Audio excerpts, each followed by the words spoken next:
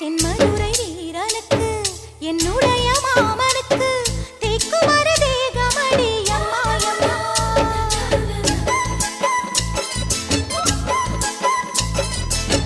மாமன் பெற்ற பெண்ணுனக்கு மையெழுதும் கண் எதுக்கு என்னை வந்து கொல்லுதடி அம்மா அம்மா.